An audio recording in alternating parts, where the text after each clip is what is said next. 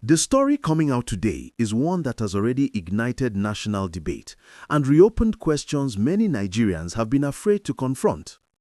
Sheikh Ahmad Gumi has once again declared that the Nigerian military cannot win the war against bandits through force. According to him, negotiation is the only viable path to peace.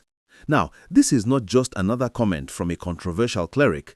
This came directly from an exclusive BBC interview, and it dropped right at a time when the Tinubu administration is pushing aggressive security reforms and rolling out emergency measures across the country.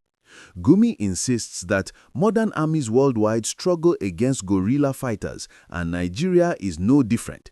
He even referenced the military's own statements, claiming that only 25% of the fight is kinetic, while the remaining 75% depends on politics, community engagement, and local dynamics.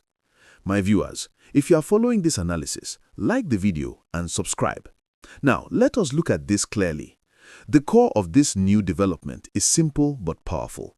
Sheikh Ahmad Gumi believes Nigeria cannot defeat bandits through military might alone.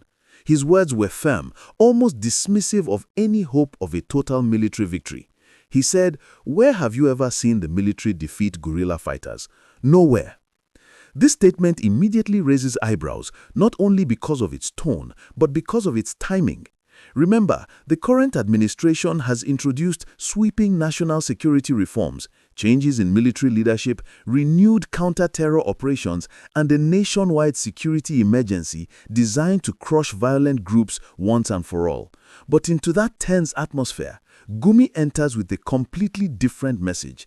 Dialogue, negotiation, and political engagement, not bullets, are the answer. Another part of his interview addressed an issue that has followed him for years: accusations that he maintains relationships with bandit leaders.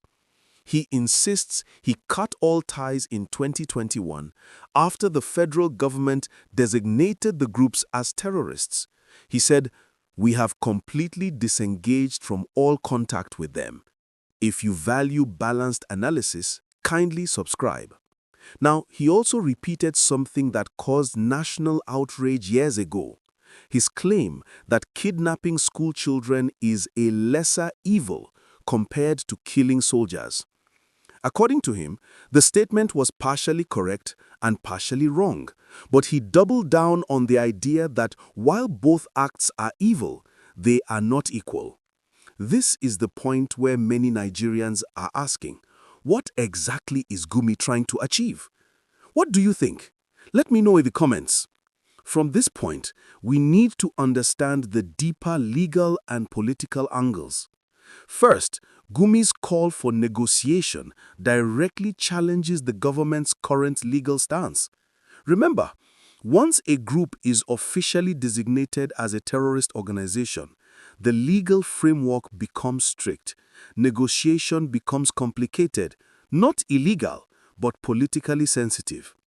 So the question arises, should Nigeria negotiate with terrorists? Let me know your thoughts in the comment section, and please like this video and subscribe. Second, his claim that the military cannot win this war raises questions about national morale. Does it undermine troop confidence? Or is he simply voicing what many security experts quietly admit? Third, Gumi's framing of bandits as Fulani herdsmen engaged in an existential war touches on ethnic and regional tensions. Legally, the government views them as criminal organizations. Gumi views them as communities fighting for survival. And here lies a contradiction. If they are criminals killing, kidnapping, and extorting people, should the state negotiate? But if they feel marginalized or abandoned, is negotiation a path to reintegration? These are the complex layers Nigeria continues to struggle with. Now, let us place this issue into the wider Nigerian reality. The country is facing severe insecurity, from the northwest to the north-central and even creeping into the southwest. Kidnappings, rural attacks, school abductions, and extortion have destabilized thousands of communities. At the same time, we are battling economic hardship, youth frustration, political tension, ethnic suspicion, communities losing trust in the state, families uprooted from ancestral homes. Please like this video and subscribe.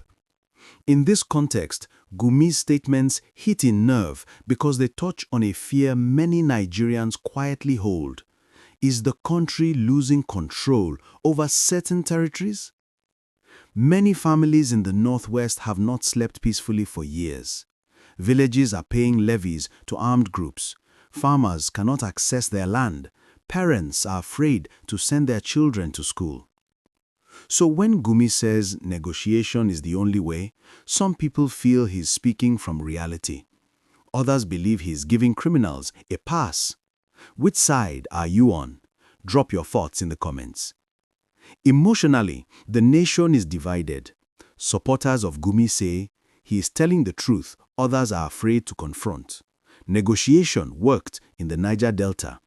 Dialogue may save lives. The military is overstretched. Critics of Gumi say he sympathizes with criminals. His statements embolden bandits. He undermines the military. He helps normalize the existence of violent groups. Families that have lost loved ones to banditry feel hurt when he speaks.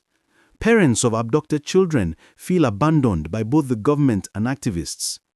Communities want peace, but they also want justice. Please like this video and subscribe. And for the soldiers on the front line, comments like "the military cannot win" may feel disrespectful. These are young men and women risking their lives daily. On the other hand, many communities in the Northwest say military operations sometimes push bandits into new areas instead of eliminating them. There is pain on all sides of this conversation. Now, let us look at the government's possible perspective.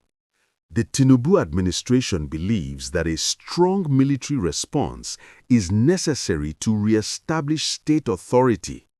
From their position, negotiation may reward violence. It may encourage more kidnappings. It may undermine national security. It may create future rebellions.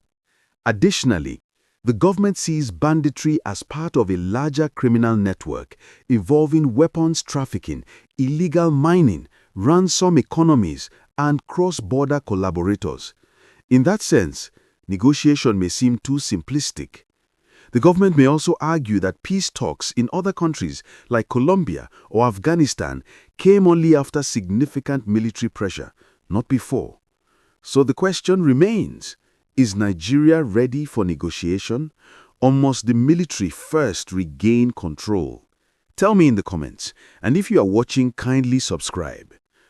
If Gumi's message gains momentum, Nigeria may face several future scenarios.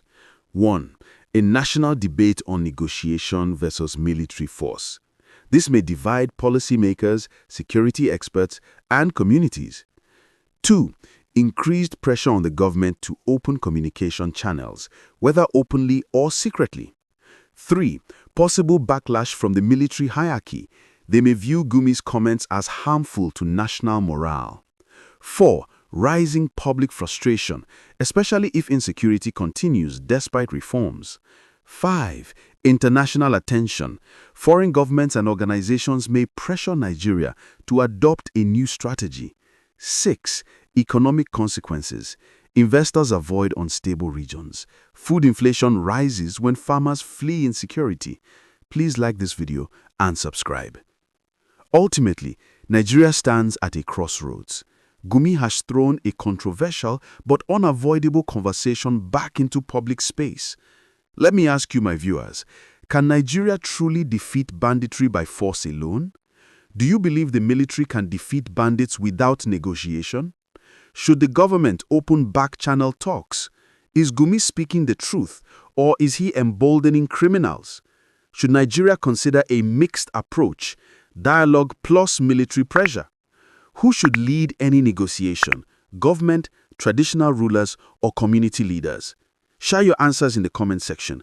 And if you value balanced analysis, please like this video and subscribe.